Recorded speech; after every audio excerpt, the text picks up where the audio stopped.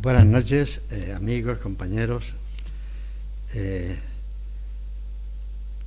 Yo he aceptado muy gustosamente esta invitación que me hizo Rosa a presentar esta primera y magnífica muestra de su arte aquí en Granada, porque es lo que hubiera hecho de haber podido María Zambrano. María Zambrano hubiera disfrutado mucho esta noche y hubiera querido acompañar, tan cálida como era ella, pues a la que fue su secretaria particular, como acaba de decir Rosa, en los últimos años de su vida, y cuidó y preparó sus papeles con el mismo cuidado que hace con sus tablas y sus... y además pues dejó el depósito inicial, el archivo inicial de la Fundación, que luego ha ido reordenándose, no sé si para bien o para mal, de como ella lo hiciera, pero en definitiva pues es obra en su inicio de la solicitud y el cuidado que tuvo con él Rosa Mascarell. De manera que yo estoy aquí en lugar de María Zambrano, lo cual me obliga mucho, ¿no? Muchísimo. Trataré pues de representarla lo más dignamente que pueda, ¿no? en esta ocasión. Como acaba de decir Rosa, pues nos conocimos allí cuando yo visitaba de tarde en tarde a María Zambrana en los últimos años de su vida. Luego Rosa ha pasado a ser patrona de la Fundación, al igual que yo, y tenemos ocasión para vernos de vez en cuando, y he podido seguir corroborando pues la impresión de sensatez, de lucidez, de extrema exigencia que tiene Rosa en todas las cosas que hace, ¿no? Por eso me digo, como afirmaba al principio, que me complace muchísimo estar hoy aquí presente. Iniciamos así un pequeño diálogo entre ella y yo sobre un diálogo de ella con Granada, ¿no? Por primera vez se asoma ella a Granada, lo hace en este patio refinadísimo, ¿no?, de la Fundación Universidad Euroárabe, y lo hace con voluntad de dialogar con Granada, ¿no?, de que sus obras, las 8 magníficas tablas que expone, pues entren en diálogo pues con los atauriques y con los diseños geométricos y con los azulejos de la Alhambra, como ya lo hizo en otra ocasión con Medina Zahara en Córdoba, ¿no? Sobre ese diálogo, que espero que sea muy intenso en el futuro, que esto sea la primera muestra para que Granada vaya conociendo poco a poco el talento de Rosa Mascarell, la genialidad de la pintura de Rosa Mascarell, mejor dicho aún, pues va a iniciarse nuestro diálogo, el mío con ella, yo filósofo, criptopoeta, amante de la belleza, ella artista, criptofilósofa, puesto que ha hecho también la carrera de filosofía, amante de la sabiduría, ¿no? Y por consiguiente, en el amor a muchas cosas comunes, podemos iniciar este diálogo de hoy. Y naturalmente en este diálogo está implícita y presente María Zambrano, que cultivó con tanta intensidad y fruto el diálogo de la poesía, la filosofía, la mística, las artes plásticas. Era muy enamorada de la pintura, a ella le dedicaron su obra muchos pintores de su tiempo, ¿no? Y espero que los comentarios que yo pueda hacer a tu pintura estén un poco iluminados desde el espíritu de María Zambrano, ¿no? Es decir, que aunque no soy crítico de arte ni historiador del arte, pero tengo sensibilidad para percibir la belleza de esas tablas y para poder comentarla desde María Zambrano. Ya sorprende el título, ¿no?, Iluminaciones, que es un título pictórico donde los haya, ¿no?, porque la pintura es un ejercicio de la luz con la luz, ¿no?, y de una luz que va tallando y engendrando las formas, como decía Valle Inclán, ¿no? La luz es el verbo de toda belleza y es también la generadora de las formas, como si en cada momento que aparece la luz la se fuera perfilando o tallando, ¿no? Pero además el título de Iluminaciones es un título místico, por consiguiente muy afín al pensamiento de Ibn Arabi, es decir, son visiones, destellos, ¿no?, de una verdad recóndita, de una belleza que en su presencia total nos anegaría, nos aniquilaría, ¿no? Y por consiguiente tenemos que verla a través de las visiones con celajes del arte, ¿no? Pero en el fondo de todo esto yace la idea de que el arte es revelación, y por consiguiente no solo ya revelación de la belleza, sino también revelación de esta verdad recóndita del mundo. Brevemente, porque claro, tenemos que hablar tres compañeros, el arte es creación. El arte es creación. El arte, esto es una trivialidad, pero conviene que reparemos un poco en lo que esto significa.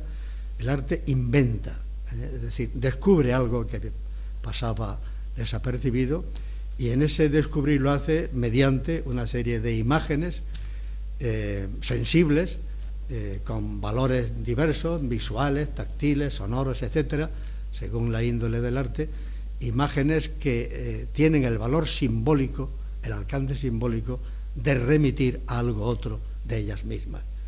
De modo que ningún arte es ejemplar de sí mismo, sino que todo arte es realmente una puerta simbólica, ¿no?, a una realidad que para María Zambrano no podía reducirse nunca al concepto. Es decir, que ella pensaba que la realidad es una potencia de significación inexhausta, que es insondable, que es enigmática, y que por tanto la única forma de sondearla y de explorarla viene fundamentalmente del arte y no de la ciencia. De modo que aquí tenemos este valor simbólico en esas tablas, nada o muy poco figurativas, salvo dos, pero que sin embargo hasta el arte más abstracto está cargado del simbolismo. Ella lo sugiere con los títulos que ha ido poniendo, ¿no? Obviamente el arte, mientras más abstracto es, más es expresión también a través del simbolismo de las propias vivencias, estados de ánimo, actitudes que tenga la autora. Pero no puede quedarse nunca como expresión de vivencia. Yo creo que esto mengua el valor real del arte, sino que esas vivencias nos quieren trasladar a la situación, a la experiencia que tuvo ella al crearla, y que fue siempre alguna experiencia de esa verdad recóndita y de esa belleza que es tan polifacética y tan rica como la iris miriónica, la iris de las 1000 caras, ¿no?, que siempre nos sorprende con alguna nueva aparición o efigie, ¿no? De modo que yo diría que la pintura de Rosa Mascarell tiene un aspecto de pintura muy lírica, precisamente porque no solamente expresa sentimientos y actitudes, sino que nos invita a una proyección de nosotros mismos en la propia pintura.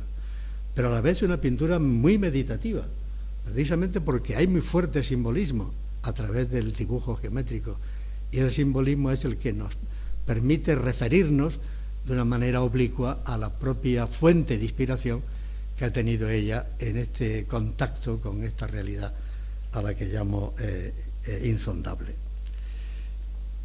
Quiero llamar también la atención sobre una cualidad del arte de Rosa Mascarell, y es que es un artista con un gran dominio artesano de su oficio. No solamente hay una enorme potencia simbólica, sino un dominio artesano del oficio, ¿no?, como posiblemente ella luego cuente mejor que yo en cómo fabrica sus colores, cómo elige sus tablas, cómo las prepara con lino, etcétera, cómo hace veladuras, ¿no?, para que puedan sobrevivir varias capas en la propia tabla, etcétera, etcétera, ¿no? Artesanal también en el uso de sus colores, en los colores tan vivos, tan frescos, tan radiantes que presenta, gracias precisamente a los pigmentos que elige y a la técnica de la témpera con huevo que utiliza para ello.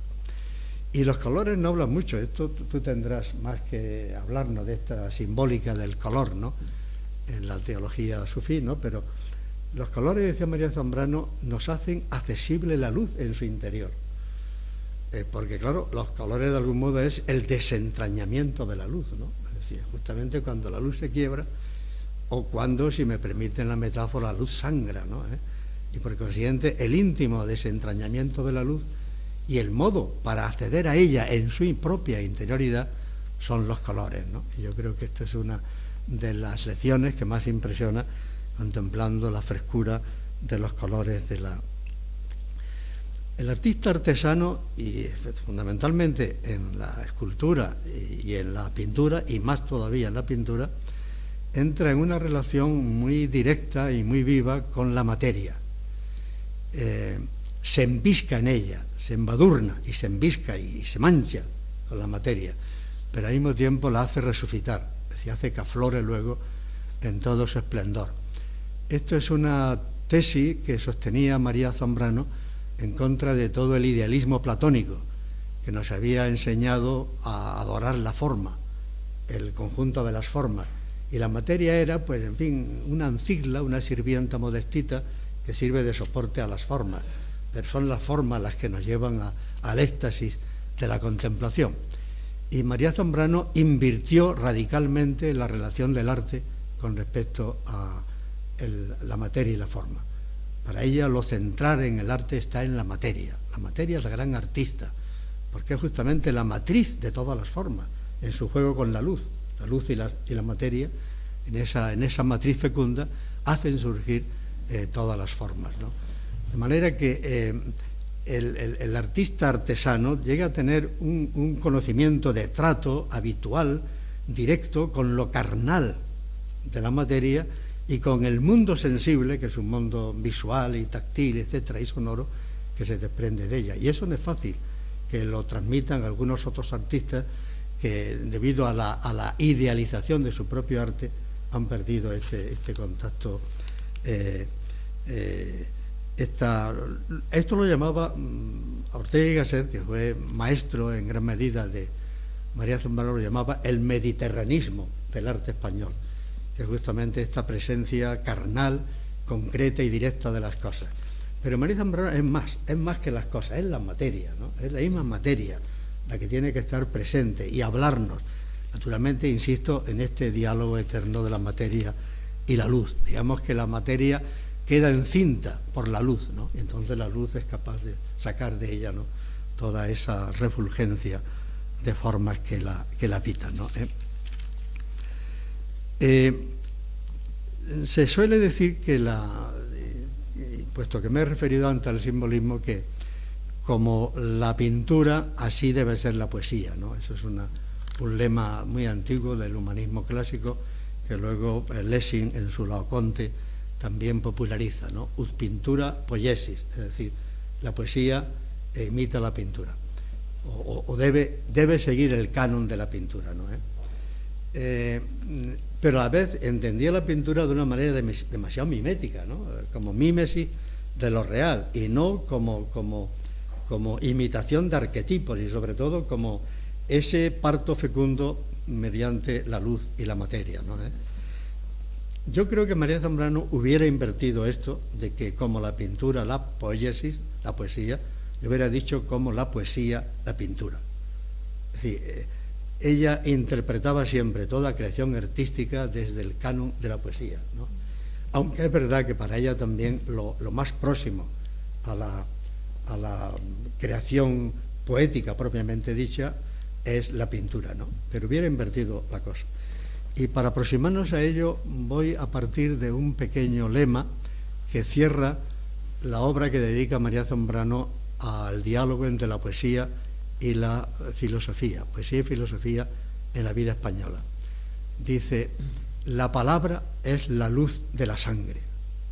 La palabra es la luz de la sangre. Es decir, luz que esclarece la sangre, abriéndole un cauce y una guía para llevarla a la conciencia, ¿no? Y también para que la sangre no se pudra en su estéril soledad, para que la sangre, es decir, todo el dolor humano no se pudra, no se corrompa, necesita algo, un cauce de vida que lo eleve a la conciencia. Y eso es lo que hace la palabra poética, ¿no? Y además, por otra parte, la sangre es sangre para la luz, para esa palabra. La sangre es la sustancia de esa palabra, porque realmente no hubiera aparecido la palabra con lo que significa la palabra si no hubiera sido desde la experiencia profunda del dolor humano y de la necesidad.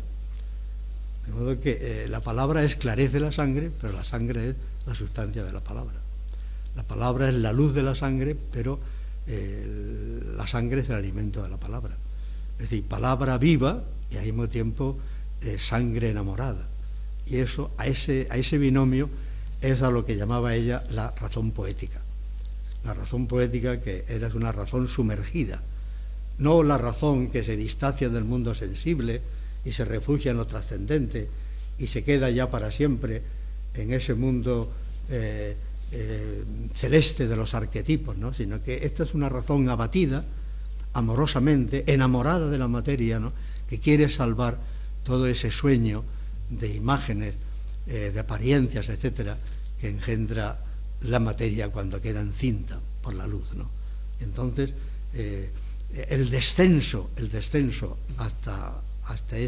hasta los ínferos del alma, dice María Zambrano, el descenso hasta los infiernos, luego diré brevemente qué se entiende por eso, el infierno hasta los ínferos del alma lo realiza la luz poética, es decir, la razón poética, que es en el fondo una razón de amor porque quiere salvar justamente a la materia, ¿no? Una razón de amor muy distinta a la platónica, porque el tema del amor en Platón es un demonio que nos hace trascendernos, pero siempre para engendrar en algo más bello y más puro y más libre, hacia las formas, ¿no? Mientras que este es un amor piadoso, compasivo, ¿no?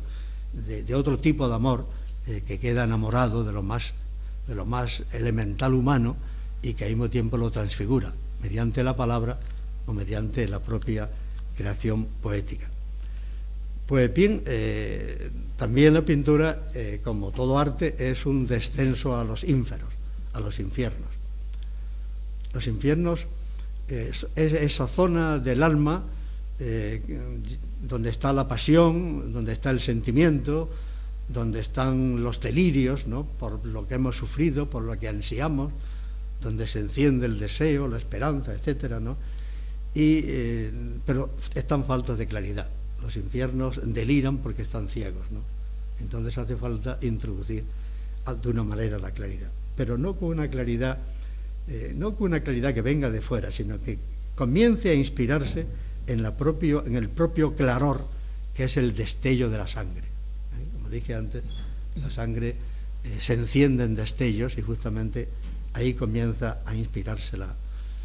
De manera que la primera palabra de la razón poética en estos infiernos del alma es justamente el símbolo poético. El símbolo poético alcanza hacia arriba. El símbolo poético, el símbolo artístico, ¿no? Porque todos los creadores utilizan símbolos, ¿no? Es el símbolo, ¿no? Es la primera palabra. Y María Zambrano dice que el símbolo es ya razón. Es decir, no que el símbolo dé que pensar, como ha puesto de moda un filósofo fenomenólogo francés, Paul Ricoeur, el símbolo da que pensar, hace pensar. No, el símbolo es ya razón, porque es esta primera razón que está palpitando en el símbolo. El símbolo es ya la manera de iluminar el sentimiento, el sentir, hacerlo, como dice ella, sentir iluminante, ¿no?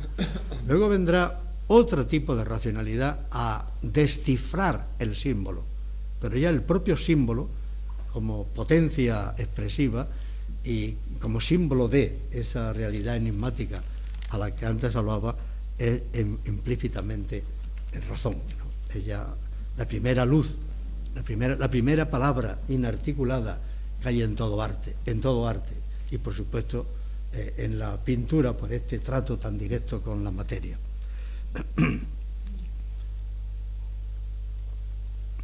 ¿Qué ofrece la pintura de específico, según María Zambrano? Pues, de un lado es que, dice ella, es el arte que mejor expresa el estar en la caverna. Ya saben ustedes que según un mito que cuenta Platón, pues nuestra primera morada fue la caverna, una caverna de sombra, de imágenes fugaces, ¿no? Que proyectadas por un fuego, ¿no? Y claro, hubo un tanto díscolo que se encontraba un poco inquieto, se liberó de aquella prisión y buscó el camino para salir a pleno sol, ¿no? Que sería el triunfo de la razón filosófica. Pues bien, María Zambrano no se quiere ir de la caverna, porque la caverna es la morada que habita el hombre como ser carnal y mortal, ¿eh? Y por consiguiente la pintura es el arte primero, incluso anterior a la palabra, o tan consustancial como a la palabra, de lo que es la caverna. Porque lo que hace la pintura, como nos ha enseñado la pintura rupestre, es justamente el convertir en imágenes las sugerencias que hay en la propia piedra, en la propia caverna, es decir, poblar la caverna de imágenes y de apariencias a partir de la primera relación que tuvieron estos hombres con la realidad.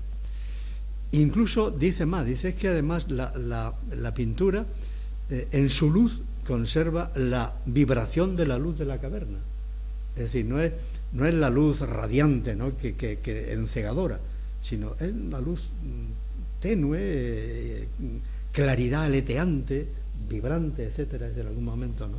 Claridad aleteante, la que genera justamente para acomodar nuestra mirada al propio espectáculo de apariencias que estamos contemplando, pero al mismo tiempo rescatando esas apariencias como decía antes.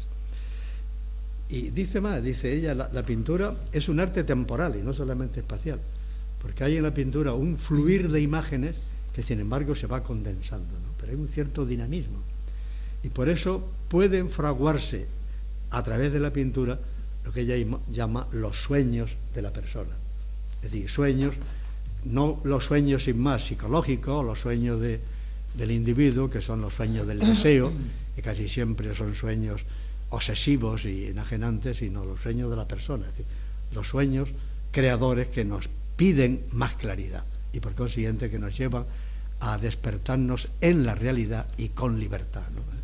De modo que la pintura también tiene como ese fluir acompasado de imágenes que van reteniéndose, esta posibilidad de llevar el sueño creador hasta el momento del despertar o del renacer. De modo que cuando Rosa Mascarell ha dicho que su pintura es sueño realizado, no quiere decir ni mucho menos la obviedad de que ella tuvo alguna vez el sueño de ser pintora y ya lo ha realizado. No, es que la pintura es sueño creador realizado, porque es sueño creador capaz de llevarnos al despertar trascendente en lo real y con la libertad, ¿no? Por tanto, ha hecho la mejor definición de su pintura y de lo que es en general la pintura misma, ¿no? Bien, y ya acabo porque creo que me he demorado más de lo que debiera. Acabo con un breve comentario de algunos de sus cuadros, ¿no? Porque prometí que iba a ser lo que yo dije era un comentario de su obra vista por María Zambrano, que no llegó a conocer nada tuyo, ¿no? Porque entonces no pintabas, ¿no? Sí, bueno, pintaba, pero no como... Pues se hubiera enamorado de sí, tu pintura y entre sus carpetas de pintores estaría la tuya. Yo quiero hacer una primera referencia a dos cuadros. Uno es La nube, metáfora del corazón, a los dos cuadros que tienen más apunte figurativo, poco, escaso y veladamente, pero La nube, metáfora del corazón, que de alguna manera alude a un capítulo de María Zambrano en Claros del Bosque, ¿no? Y que es un cuadro primeramente extraño, ¿no? El corazón para María Zambrano es el centro de la vida, es un centro hueco, porque en él está la comunicación de todas las potencias del alma, ¿no? Y al mismo tiempo que es un centro hueco, es un centro vibrante, ¿no? Vibrante, aleteante, con ritmos, ¿no? Dice ella, presto y pronto a convertirse en palabra. El corazón llama, el corazón quiere hablar, está a punto de convertirse en palabra, ¿no? En esta palabra que decíamos antes, que es la luz de la sangre, ¿no? Y el corazón también, en su aliento de vida, sube, asciende. Cuando el corazón pesa, es malo, porque el corazón pesa por la pesadumbre de la vida que no ha sido redimida, ¿no? Por consiguiente, el corazón con su ritmo alienta y quiere ascender, asciende el corazón. Eso lo sabemos en los grandes momentos de júbilo, de entusiasmo, que el corazón alienta y nos lleva hacia arriba, mientras que en los momentos de pesadumbre nuestro corazón gravita.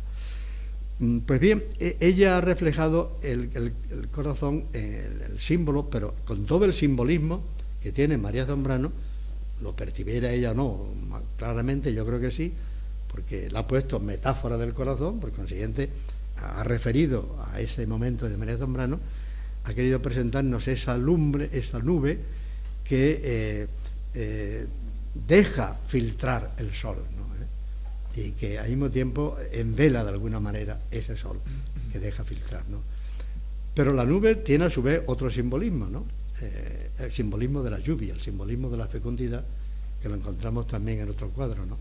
Por lo tanto, la nube se deshace, la nube se entrega, la nube se desintegra, ¿no? Con lo cual, de alguna manera marca el propio destino del corazón, ¿no? En el cuadro representado por esa especie de pétalos esparcidos de una rosa que se ha desangrado o que se ha deshilado, ¿no? En la nube, ¿no? Y la otra tabla, que es la que llama el eterno femenino, lo eterno femenino, con esa expresión goetheana, a mí al principio me pareció que representaba el huevo cósmico que aparece en muchas teogonías, ¿no? Del pensamiento mítico, ¿no? El huevo originario del que surgió el mundo. Y ella me ha hecho ver que es la luna, ¿no? Y efectivamente, el texto que enlaza con Ibn Arabi es la luna, ¿no? Que es un segundo sol que refleja el otro sol, etcétera, ¿no? Pero a mi juicio tiene el que sea la luna y no el huevo cósmico, tiene el gran valor simbólico de que la luna aparece en religiones primitivas africanas asociadas a todo lo que son ritos de la lluvia y de la fecundidad. Leí hace tiempo un análisis precioso de Álvarez de Miranda, que era un filósofo de las religiones, en que llegaba a demostrar la enorme afinidad que hay entre la mitología de la religión lunar en ciertas tribus africanas y las imágenes líricas de Lorca. De manera que asombrosamente las imágenes lorquianas acerca de la luna eran idénticas que toda la simbología poética de estas religiones de los muertos. La religión de la luna es la religión de la muerte y de la resurrección. La luna siempre ha sido un poco símbolo de la muerte y la resurrección, porque tiene la religión de la lluvia, la religión de la fecundidad, y por consiguiente, qué mejor para hablar del eterno femenino que esa luna un poco velada y al mismo tiempo, en fin, me ha parecido un gran acierto. En cuanto a las otras tablas, pues bueno, algunas brevísimas sugerencias. La conexión, que es la que aquí relaciona con la creación y de lo que hablará, espero, mi compañero de mesa, lo fundamental ahí es que las veladuras de la propia tabla hacen ver como una materia en magma, ¿no? Como si estuviera la materia todavía en un momento magmático, ¿no? Y al mismo tiempo, como la cruzas, ¿no?, con esa espiral, entonces esa espiral no solo conexiona lo que va a surgir, sino que al mismo tiempo introduce un movimiento de laberinto, de espiral, ¿no? Es decir, que a esa materia magmática le da una profundidad enorme, ¿no?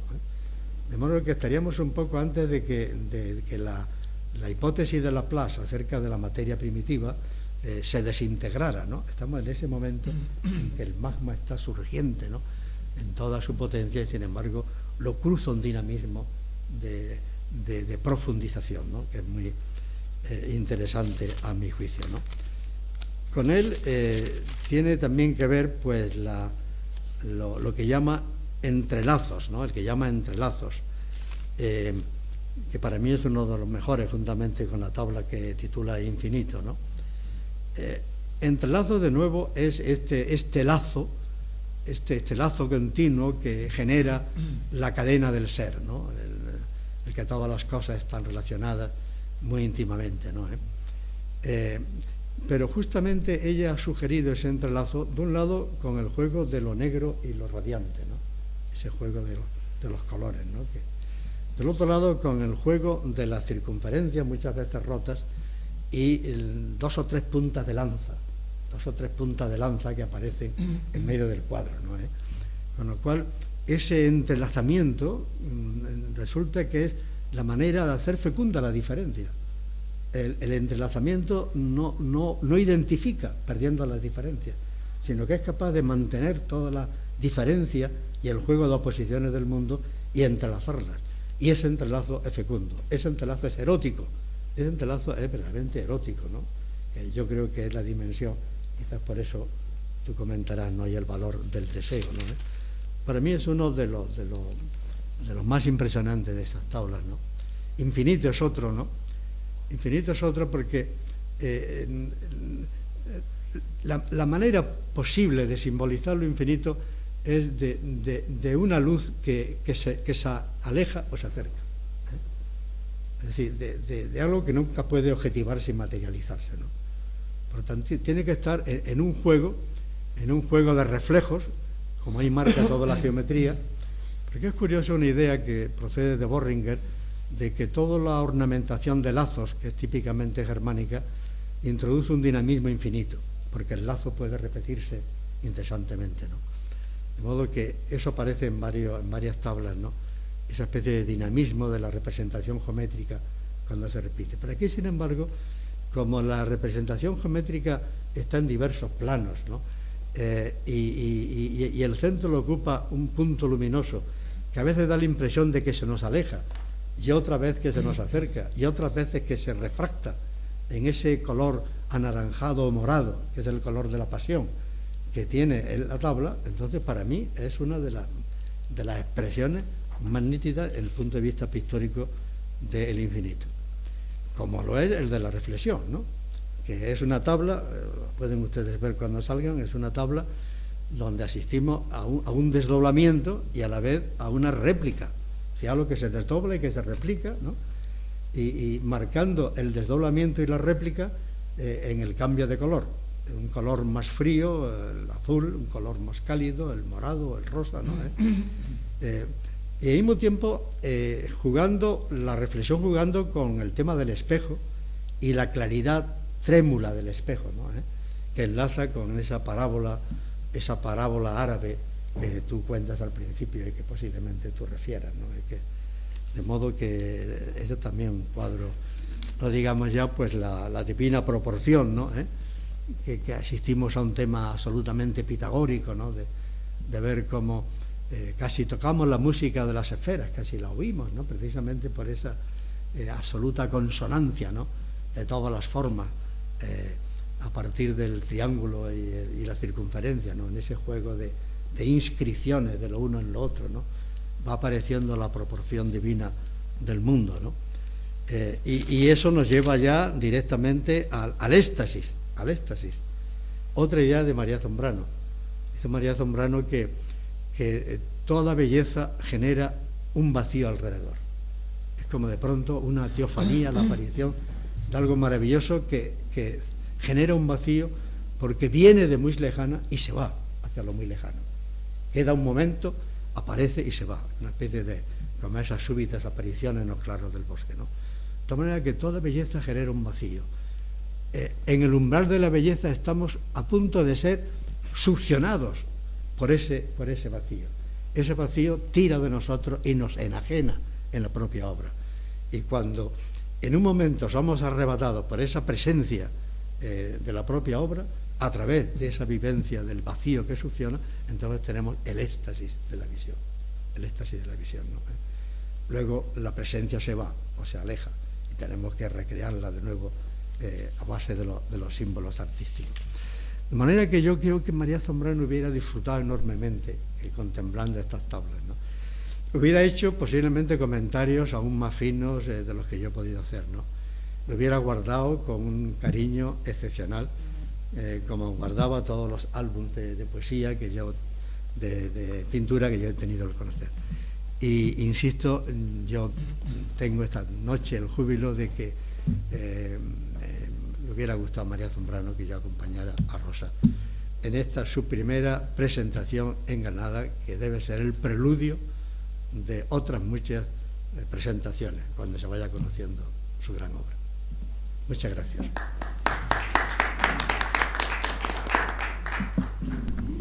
Muchas gracias, Pedro. La verdad es que me siento halagada de que mi pintura haya podido inspirar las palabras tan bellas que has dicho. Bueno, comentaré de Zambrano. Y ya he cogido, tengo algunos, el desentrañamiento de la luz, por ejemplo, ese puede ser un próximo cuadro. Ya. Te lo agradezco mucho, Pedro.